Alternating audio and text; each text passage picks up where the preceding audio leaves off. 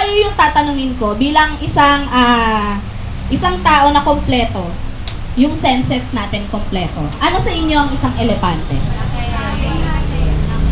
Malaking hayop. Ano yung mga kakayanan niya?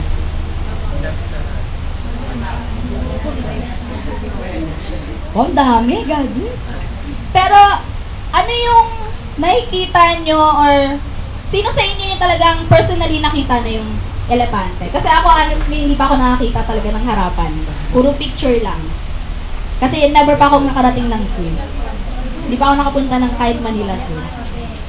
Seriously. Agad-agad? Hindi, pero sino yung nakakita na sa inyo? Personally? Malaki siya, di ba? Malaki. Sa tingin nyo ba kaya kayong mapatay nun? Oo, kaya tayong mapatay ng isang elepante. So, back dun sa story natin. Sige kuya, yung next, yung may picture.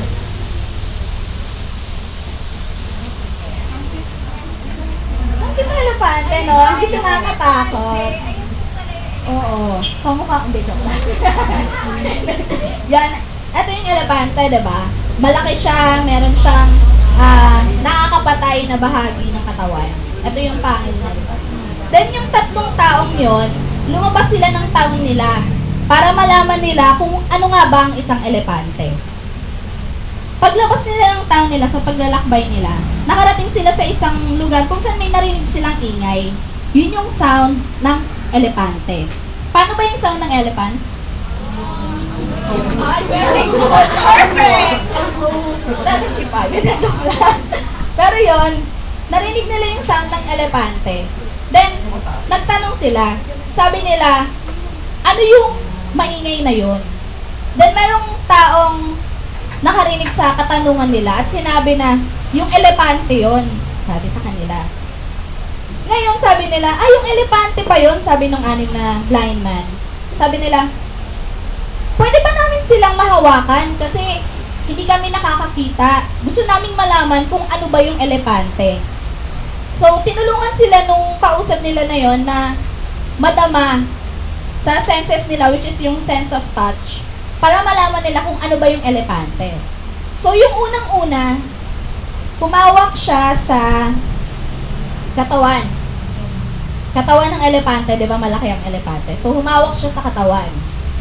Yung pangalawa, humawak siya sa ilong. Then yung pangatlo, sige, ito na lang, para mahal. Tapos yung pangatlo, humawak siya dito sa pangil. Then yung pang-apat, humawak siya sa paa. Then, yung pang-lima, humawak siya dun sa tenga. Ngayon, yung pang-anim, yung last na blind man, nagkaroon siya ng pribilehiyong sumakay sa tuktok ng elepante. Sige ano yung unang-unang hinawakan nung blind man? Pangalawa? Pangatlo? Pang-apat? Pang-lima? Then yung huli is? Sumakay siya. Galing! Kahit taga sa utak ko. Isa lang ako. Yun, bali, yun na nga, naramdaman nila kung nahawakan nila personally kung ano ba yung elepante. Then, excited silang lahat na bumalik dun sa town nila. Then, sinabi nila, ako naramdaman ko, nahawakan ko kung ano yung elepante. Sabi nung una, ano yung unang nahawakan niya? Katawan. Sabi nung unang blind man, yung elepante, buhay na pader yan, gumagalaw. Ano yung pangalawang nahawakan nila? Ilong. Ngayon naman, ang sabi nung isa, hindi, nagkakamali ka ata. Isa siyang ahas. Para siyang ahas. Mahaba. Then yung pangatlo, ano yung na gawa nila? Yung pangil. Sabi, isa siyang spare. Yung parang, sige, sparrow na. Parang mabago. Para siyang parang, gatouch call that, Chos. Para siyang, isa sa mga ginagamit na sandata. Hindi siya, ayun, si Bat. Sparrow or sparrow, whatever it is. Char. Yun siya. Then yung pang-apat, ano yung nahawakan nila sa elepante? Paa. Di ba malaki yung paa ng elepante? Hindi siya kaya ng ng pan natin. So sabi niya, yung elepante, mali kayong lahat eh. Yung elepante, isa siyang buhay na puno. Gumagalaw. Sabing ganon. So yung panglima, ano yung nahawakan niya? Tenga. Sabi niya, parang nagkakamali ka. Kasi siya eh. Isa siyang malaking at buhay na dahon. Dahon kasi, di ba, malaki yung tenga ng isang elepante. Then yung pang-anim, yung huli sa lahat, sabi niya, hindi, mali kayong lahat eh. Kasi yung elepante, isa siyang buhay na bundok. Gumagalaw. Nasakyan ko siya eh. Alam ko tama ako kasi nasakyan ko siya. Ngayon, ang aral doon is, paano nyo ba makikilala ang isang bagay? Sa pamamagitan lang ba ng paningin? Tama na bang makita nyo na ito yon? O kailangan nyong madama siya? Diba? Tulad nung kanina tinanong ko kayo, sino ba si God? Unang salitang papasok sa isip nyo kung sino siya. Sabi natin, Savior. God is love. God is the Almighty. Best friend. Ngayon sa mga sinabi nyo yun kasi yun yung nadama nyo kung ano siya sa buhay nyo. Yun yung unang pumasok sa isip nyo kasi dun nyo siya na-experience. Kasi ang mata natin, pwede tayong mabulagan, di ba? May mga nananampalataya nga na sinasabing, to see is to believe. Pero para sa akin, as a personal na hindi ko kailangang makita ang isang bagay para mapaniwala ako. Kailangan ko tong madama sa buhay ko. Katulad ni God, kailangan natin siyang madama. Hindi lang kailangan natin siyang marinig, kailangan nating makita kung ano yung mga bagay na ginawa niya. Kasi given na yan eh, nakikita niyo yung puno. Kahit nga pagising niyo sa umaga, di ba, nakikita niyo yung magaganda niyong mukha. Sasabihin niyo na may totoong Diyos. Kasi kinanait niya ako, maganda ako eh. Kasi wala namang pangit na ginawa ang Diyos sa mundong ibabaw. Yan ang tatandaan niyo. Meron lang talagang mga klase ng tao na hindi ma-appreciate kung ano yung kagandahan na meron kayo. Pero sinabi ng Lord na ginawa niya kayong kawangis niya. So lahat tayo maganda at gwapo. Amen. Naman, diba? And yun, mabalik tayo. Sabi nga sa Kuya Pa-Flash nung verse, kung ano nga ba si God para mas makilala natin siya. Yan, sa Isaiah 30, verse 18, therefore, the Lord waits to be gracious to you, and therefore, He exalts Himself to show mercy to you. For the Lord is a God of justice, blessed are all those who wait for Him. Ganito yun eh, hindi natin, katulad ng isang elepante, kung kayo, bulag kayo physically, kailangan bang puntahan kayo ng elepante para madaman nyo kung ano siya? Para malaman nyo kung ano siya? Hindi, di ba? Kailangan nating puntahan yung elepante para malaman natin at madama natin kung ano nga ba siya. Ganon din ang Diyos. Hindi kailangang mag-antay lang tayo tulad ni Juan na nakanganga, aantayin malaglag yung prutas sa bibig natin. Hindi, di ba? So, yun, ang Lord, inaantay niya tayo. Kasi meron naman tayong free will, di ba?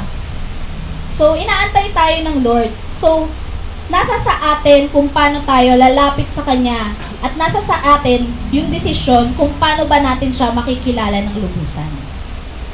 And sa Hosea 12:6, so you, by the help of your God, return, hold fast to love and justice, and wait continually for your God.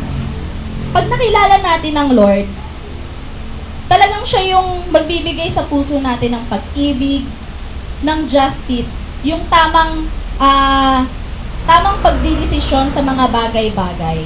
And siya rin yung tutulong sa atin na makapag-antay sa mga bagay na gusto niyang ipagkaloob sa atin. Next slide po.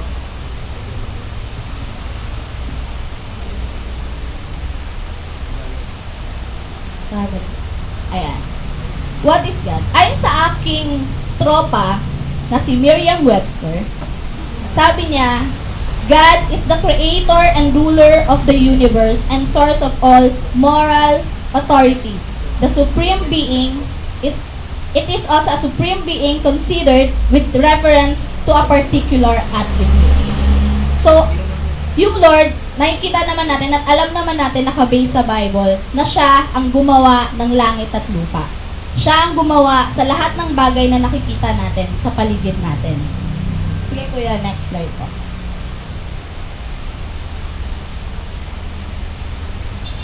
Yan. Tulad nung sinabi niya kanina, God is love. So, nakasulat yun sa sa John 3:16. Lahat naman tayo sa ulo siya. Pero itong na to, sa kasi siya, kinuha ko siya sa English Standard Version. So, John 3:16, For God so loved the earth that He gave His only Son, that whoever believes in Him should not perish, but have eternal life. So, yun. Sinabi ng Lord na siya ay pag-ibig. So, sa atin, ano nga ba yung pag-ibig? Diba? Ang pag-ibig, siya? Hindi siya nababago, hindi siya nababawasan, buo siya na ibinibigay natin. So, ganun din yung Lord.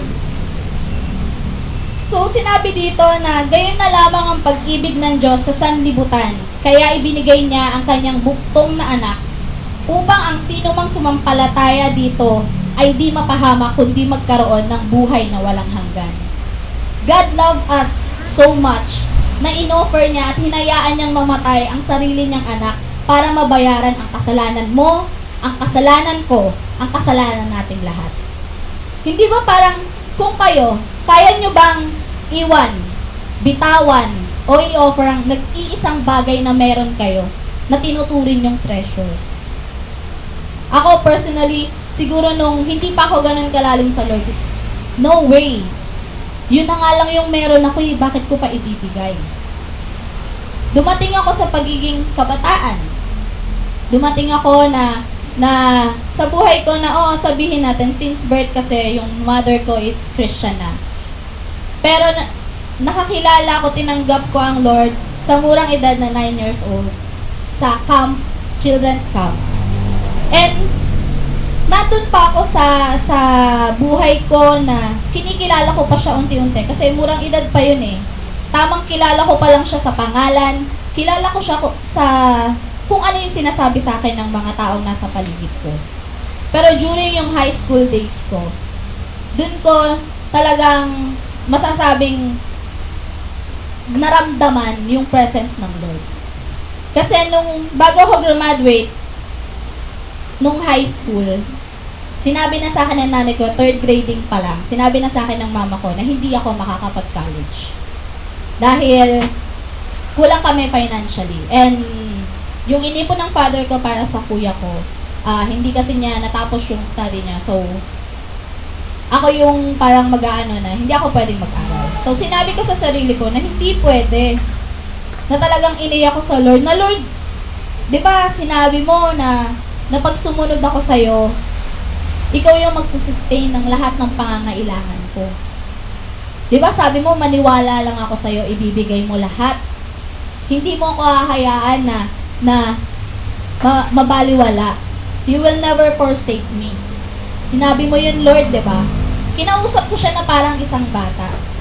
And to God be the glory kasi bago mag fourth grading, fourth periodical test, nakahanap ako ng trabaho sa Jollibee. So before I graduated, nagtatrabaho na ako sa Jollibee as a cashier.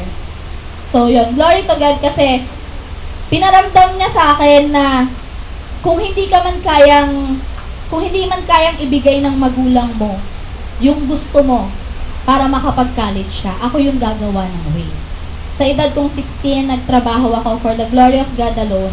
And doon ko talaga na-treasure lahat ng bagay sa akin. Yung pera, yung time, kasi hati yung oras mo eh. Sa umaga, magtatrabaho ka, sa gabi, mag-aaral ka. Pagdating ng madaling araw, may review ka. Tapos depende pa yun sa mga schedule mo. Talagang super hati yung oras mo.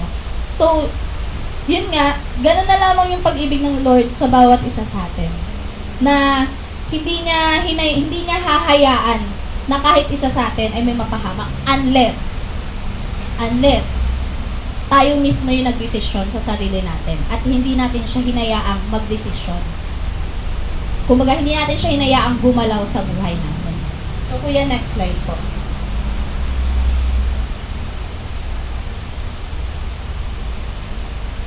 So, pagkikilalanan natin ng Lord as our personal Savior, merong mga bagay na nakaatang pa sa balikat natin, which is sin. Nakasulat to sa Romans 3:23 na lahat tayo ay nagkakasala at lahat tayo ay may sala. At sinabi rin sa Romans 6:23 na ang kabayaran ng kasalanan ay kamatayan. So lahat tayo, kung hindi binuwis ni Jesus Christ ang buhay niya para sa atin, hindi tayo maliligtas. And sabi nga, para tayo ay maligtas, kailangan nating ma-born again. You must be born again. It is written in John 14:6, for Jesus said to him, I am the way, and the truth, and the life. No one comes to my Father except through me. Walang sino ang makaparoroon sa Ama, maliban sa pamamagitan ni Kristo Jesus. So, sa ating kapatid na first-timer, anong name mo, ate? Iris. So, ate Iris, so, kung tama ba, bigas ka? Yun. Yun nga, gusto kong ipaalam sa iyo na nagkasala man tayo, nandyan yung Lord na handang magpatawad sa atin. Na kung ano man yung mga bagay na nagawa natin sa mga naunang araw sa buhay natin, meron siyang isang malaking plan para sa'yo. Hindi ka niya dadalhin sa lugar na to para lang, uy, magkaroon ako ng bagong barkada. Kasi sa high school, uso yun, di ba? Mga barka-barkada, tropahan, uso yun eh. Pero dito kasi, hindi lang tropa yung makikita mo. Makikita at makikilala mo kung gaano kalaki yung Lord, kung gaano siya kabuti sa bawat isa sa atin. Kuya, next slide. Yan. Sinabi nga, God is love. Nakasulat sa Ephesians 2:4, but God is so rich in mercy, and He loved us so much. Naka-unite siya sa John 3:16. Na kung gaano tayo kamahal ng Lord. And yung love na yon, naka-associated doon yung puso niya, yung puso ng Lord. Which is meron siyang mercy. Meron siyang habag para sa ating lahat. Meron siyang grace, and yung fruit of the Holy Spirit is yung nasa Galatians 5:22. Na yun nga, gusto niya na meron tayong love, peace, patience, kindness. Ulitin natin anong meron sa Galatians 5:22?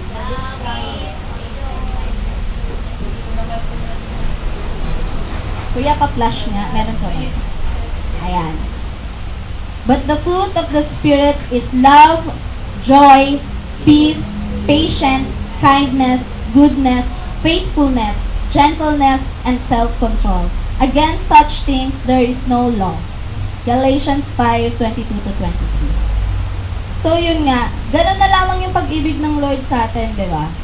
Pero, yung attribute ng pagiging God niya, hindi lang yan sa pagmamahal niya. Kasi kung puro love na lang yung ibibigay sa atin ng Lord, paano tayo matututo? Kumbaga sa bata, kung lagi ka na lang susubuan, paano ka matututong kumain? Kung lagi kang aalalayan, paano ka matututong maglakad? So, sa pagsunod at pag-ano natin sa Lord, kailangan natin ng holiness. So, next slide. Yan. God is holy. Sa Psalm 99 verse 9, exalt the Lord our God and worship at His holy mountain, for the Lord our God is holy. Ito naman, naka-associate dito yung isip. Yung isip ng Lord. So, nakakapaloob dito yung righteousness, justice, and truth. Pag sinabi natin kasing righteousness, justice, and truth, magkakaano yan eh, magkakaugnay yan. Pag sinabi mong righteous ka, tumatayo ka kung saan yung totoo. Kung ano yung tama. Hindi yung pag nagdesisyon tayo is puro na lang puso. Kumbaga, kasi naaawa ako eh, kahit mali na yung ginagawa ng kaibigan mo, naaawa ko sa kanya, hahayaan ko na lang siya. No! Hindi dapat ganon. Kasi tayo bilang nakakilala sa Panginoon, kung hahayaan natin yung kaibigan natin na ginagawa niya yung mga bagay na yun, nakaatang sa balikat natin ang buo nila. And, yung truth. Sabi nga, usong-uso to sa mga kabataan eh. White lies. Sabihin nila, hindi, ano lang naman yun eh.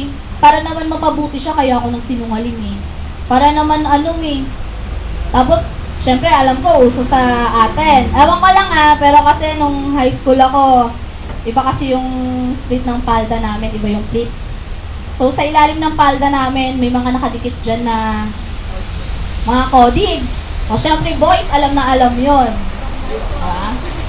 Syempre, pero personally talaga nakakita ako babae, classmate ko talaga, na sa haba ng palda niya, below the knee, nakasulat dun yung exam namin. Nakasulat doon na tinutupi niya lang yung slit para makasagot siya. Kasi panay siya cutting, papasok lang siya madalas pag exams na. So yun, nakita mo yun. Ako, tinamaan ako dito. Kasi nakita ko siya eh. Pero sabi ko, Lord, bahala na kayo mag-ano sa kanya kasi mag-aaway kami pag sinaway ko siya. Kasi parang sino ba naman ako, hindi naman ako matalino, basta sasawayin ko siya eh. Nakakaawa naman. Love. Nakakaawa naman kasi pag bumaksak siya, hindi siya makakagraduate, hindi siya makakaakyat ng level. Kunyari, second year, hindi siya magiging third year. So, nakakaawa naman po. Pero mali pala yun. Mali yun kasi sabihin man ng iba na sip-sip ka, straw, o kung ano man, basta nag-stand ka sa kung ano yung truth, sasamahan ka ng Lord. Pero hindi naman yung konting kibot lang ng classmate mo, Ma'am, si ano ganito, Ma'am. Talagang sumbongera na yon. Yung ano lang, level lang ba? Kumbaga, i-level lang natin kung saan. Yung kahit paano meron tayong dignity sa lahat ng bagay na gagawin natin. So, di ba merong dalawang attribute si God? Ano yung una? Yung pangalawa is? God is holy. So, ibabalik ko lang tayo sa John 3:16 na. Sinabi doon, di ba? For God so loved the world. Nandun yung pagmamahal niya sa atin. That He gave His only begotten Son. That whosoever believes, may nakaatang na dapat tayong gawin. Kailangan nating maniwala. Kailangan nating tanggapin siya as our Lord and personal Savior. Hindi pwedeng, ay, sige, pinanagutan niya naman yung kasalanan ko eh. Gagawa na lang ulit ako kasalanan. Papatawarin niya naman ako. Gagasgasin natin yung verse sa Bible na siya'y mapagpatawad. Parang, di ba? Ganito lang yung logic eh. Kuha kayo ng partner nyo. Sampalin nyo. Yung malakas sampalin nyo. Tapos sabihin niya, uy, sorry. Tapos ulitin nyo. Sampalin nyo ulit. Di ba parang lokohan lang. Kasi magsusorry tayo sa Lord. Tapos uulitin natin. Tapos magsusorry tayo ulit. Tapos uulitin natin. Parang, parang dadating sa point na binabastos na rin natin siya. Ganun yun. Ako aminado ako nung high school talaga, nagagawa ko yun. Kasi nung high school ako, dumating ako sa point na peer pressure. Yung tipong sasabihan, wala ka pala eh. Nung high school ako, kasama ko lagi lalaki kasi kung di lalaki, ibo. Yun yung mga kasama ko nung high school. Kasi ayoko nung girls kasi nga, hindi ako feminine. No, ganon. Hirap na hirap akong ikilos yung sarili ko na parang limitado lang. Hirap ako na, yung babaeng-babae, sa madaling salita. Sanay ako na, tropa. Sanay akong ganon.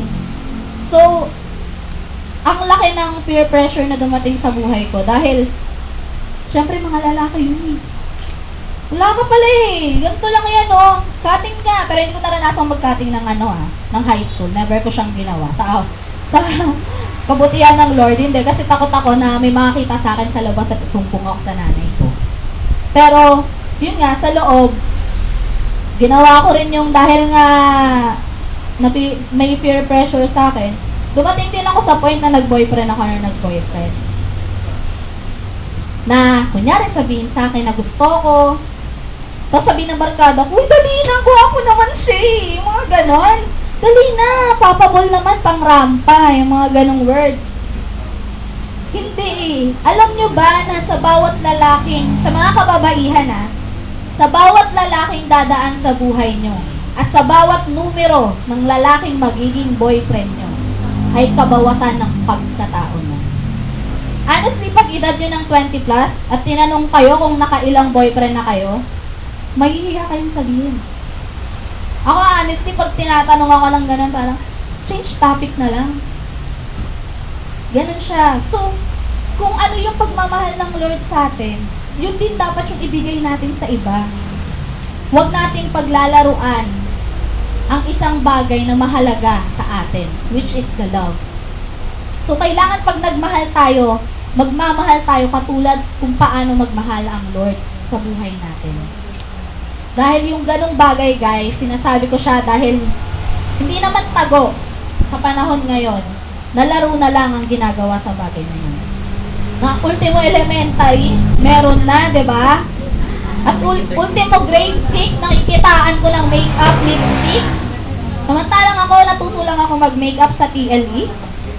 Dahil kailangan ko siyang gawin. Dahil sa studies. Pero hindi yung para pumorma ako, para makita na maganda ako. Dahil tatandaan nyo mga kababaihan, hindi basihan ng pagiging maganda ang pagkakaroon ng boyfriend. Maging katulad kayo ng isang puno na mabunga. Alam nyo yun? Kasi yung pagiging mabunga nyo, di ba sabi nga nila, pag mabunga ang isang puno, di ba binabato yan? Pinaghihirapan yan, guys. Dapat paghirapan kayo. Ganon din, di ba? Ang Lord nga eh, nung pinaramdam nila sa'yo na, pinaramdam sa atin ng Lord na mahal niya tayo, basta niya lang ba, kung tutuusin, makapangyarihan ng Lord. Kailangan niyang isang sabi niya lang, maging malinis na tayo, maging ligtas na tayo, pero hindi. Di ba pinaghirapan niya?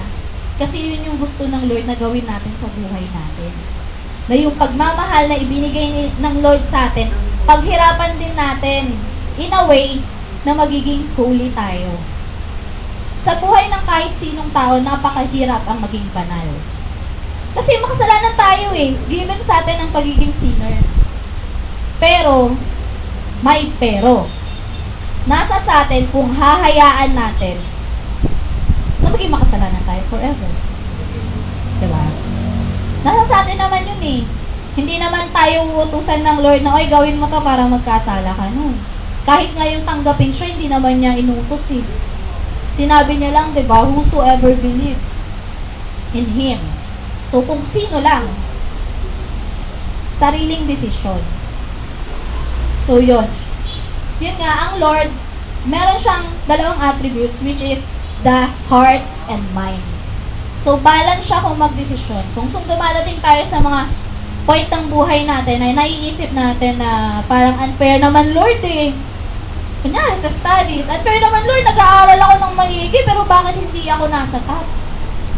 Bakit ito lang yung top ko? Bakit ganyan lang? Tanungin niyo yung sarili niyo. Bakit nga ba? Sa bawat pag-aaral niyo ba, nagpe-pray ba muna kayo bago mag-review? Nagpe-pray ba muna kayo bago kayo pumasok sa school? Diba? Hindi naman pwede na isusubo na lang ng isusubo ng Lord yung mga pwede nating makamit sa buhay. Kasi nga, ano siya? Balance siya. Hindi niyo pwedeng puro pag-ibig na lang yung paiiralin niya sa atin. Kailangan din makita sa atin yung holiness. Kailangan may kalakip na responsibilidad. So, kuya, next slide po. Yan. Other attributes of God is omnipotent. Yung omnipotent is all-powerful. Lahat ng bagay kayang gawin ng Lord. Walang imposible sa Kanya. So, basahin na lang natin yung sa Jeremiah 32:27.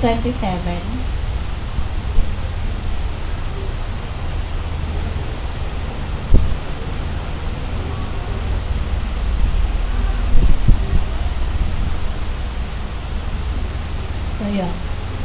I am the Lord, the God of all mankind. Is anything too hard for me? Walang kahit anong bagay na mahirap sa Panginoon. Kasi makapangyarihan siya. Kung sa ngayon, kayo pa lang sa family nyo yung nakakilala kay Lord, pangawakan niyo yung salita niya. Lord, di ba sinabi niyo makapangyarihan kayo? Naniniwala ako sa perfect time nyo, makakakilala ang buong pamilya ko. Madadala ko sila sa church. At hindi lang ako yung magpupuri sa inyo, kundi buo yung pamilya ko, pasasalamatan kayo sa kabutihan nyo. Maging sa pag-aaral natin, especially sa atin, financially. Diba? God is powerful. Lahat ng bagay hindi imposible sa Kanya. Pag-pray natin. Diba? Kung hindi na natin kayang gawin ang mga bagay-bagay, kumbaga, limited na yung kakayahan natin gawin to, just kneel down to God. May naalala lang akong turo na narinig ko, napanood ko sa YouTube, na sinabi doon ng pastor na kung hindi nyo na kaya yung problema nyo, makapangyarihan ng Lord. Kung hindi nyo na kayang hawakan, hindi nyo na kayang bitbitin, luhudan nyo na. Manalangin na kayo. Kailangan nating lumuhod sa Kanya para magawan niya ng way yung mga bagay na imposible sa atin.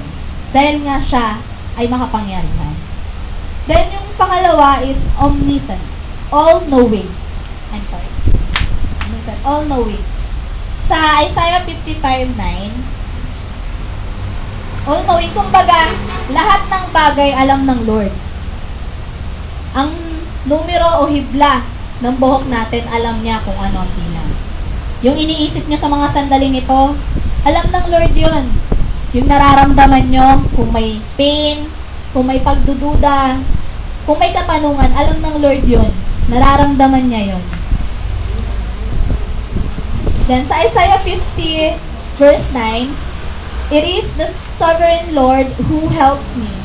Who is he that will condemn me? They will all wear out like a garment. The months will eat them up. Sabi doon, di ba, sovereign ng Lord eh.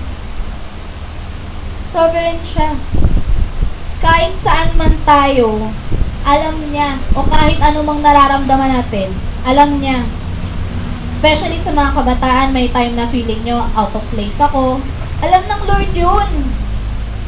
Feeling nyo, Lord, ang galing nila, ang hina ko. Alam ng Lord yun. Gusto lang para paalala sa inyo ng Lord sa mga sandaling ito, na lahat ng bagay na iniisip nyo, mabuti man o maging masama laban sa kapwa nyo, alam niya. At kung ano man yung mga naiisip nyo, inilalagay din sa inyo ng Lord yung love and holiness. So, nasa sa inyo na po, kung ano man yung mga pumapasok sa isip nyo ngayon, kung pahihintulutan nyo ba o hindi. Then the third one is God is omnipresent. Present everywhere at the same time. Kahit magtago ka sa ilalim ng kama mo, kahit magtago ka sa banyo, nakikita ka ng Lord. Kahit nga yung time na nararamdaman natin na hindi tayo mahal ng mga taong mahal natin, especially sa family. Pag umiiyak tayo, nakikita ng Lord yun. Pero, inaantay niya na lumapit tayo sa Kanya para maparamdam niya rin yung pagmamahal niya at para matulungan niya tayo kung paano tayo magiging holy sa harapan niya.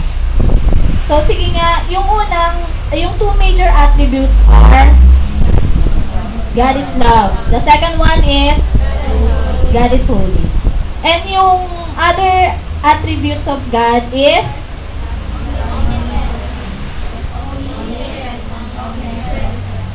then to your next slide po.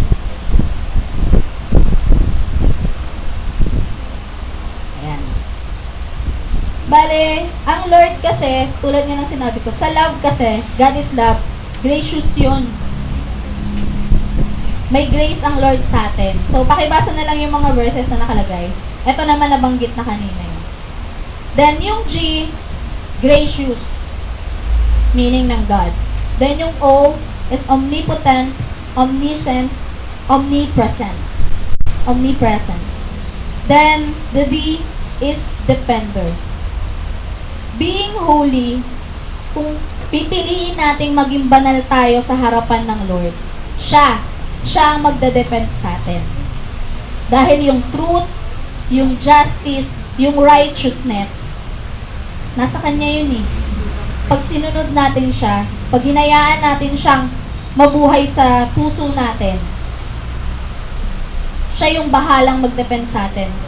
Kahit sino man yan, kahit gamitin man yung mga bagay o yung mga taong malapit sa atin, siya yung magdedepend sa atin laban sa kanila.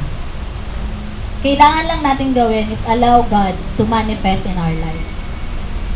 Kaya yung last conclusion.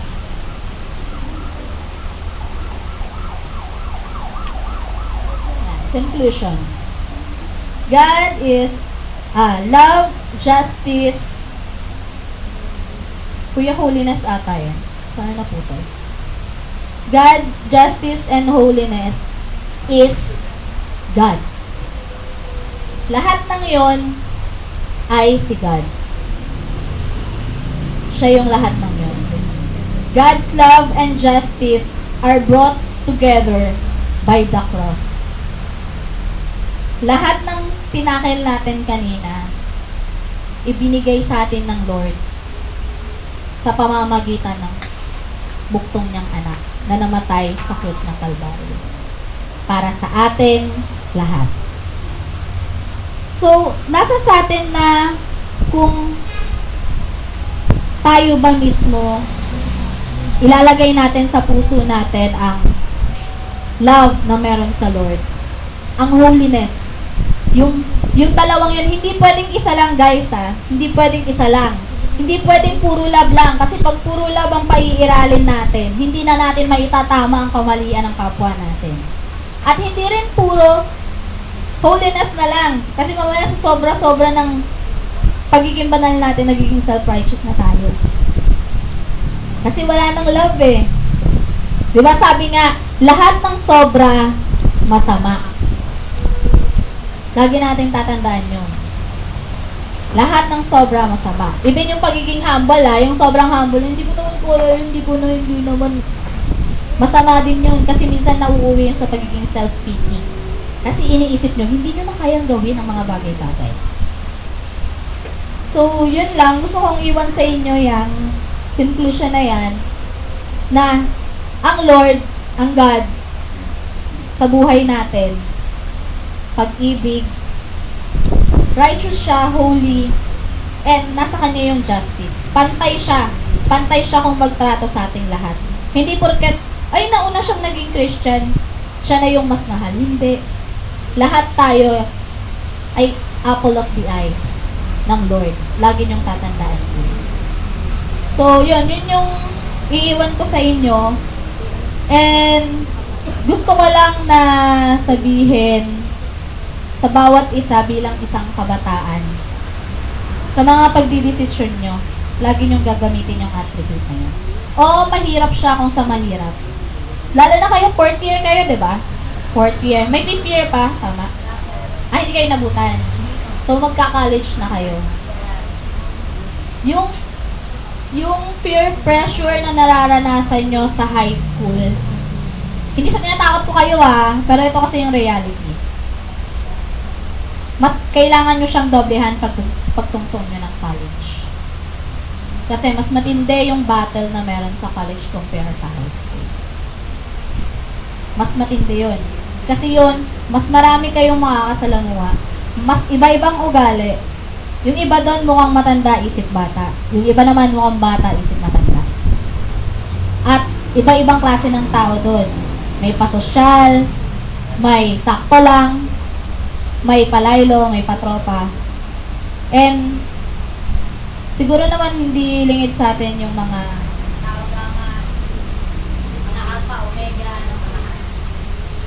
Sa college kasi, legal yan. May ibang university na may faculty sila within the university. So, yun lang. Kailangan yung gamitin yung attribute na napag-aralan natin. Kailangan sa every decision making na gagawin natin, there is love and there is holiness. So, sige, minsan pa tumayo tayong lahat.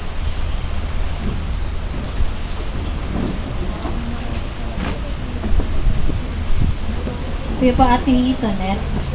Lead mo sa worship.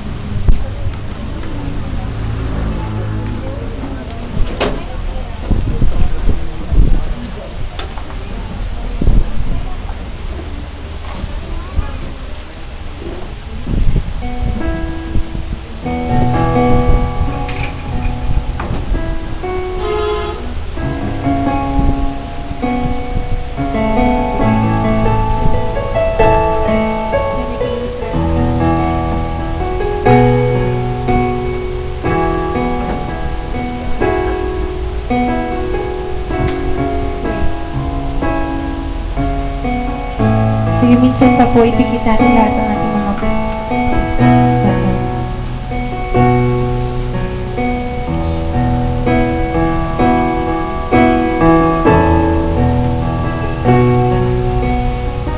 Habang hindi karapat-dapat, pagkukulan ng habag at wakas mong pagsinta. Habang walang kapay. Habang walang kakainan, nasuklian ka ng mabuti sa lahat mong ginawa. Minsan pa po, habang hindi karapat-dapat. Habang hindi karapat-dapat, pagkukulan ng habag at wagas mong pagsinta. Walang kakainan, nasuklian ka ng mabuti sa lahat mong ginawa. Niyakap mo ako sa aking karamihan, inibig mo ako nang di kayang tumbasan, O Diyos ng katarungan at katwiran, kahit minsa'y di nabahiran at nabandalan, kalwalhatian. Salamat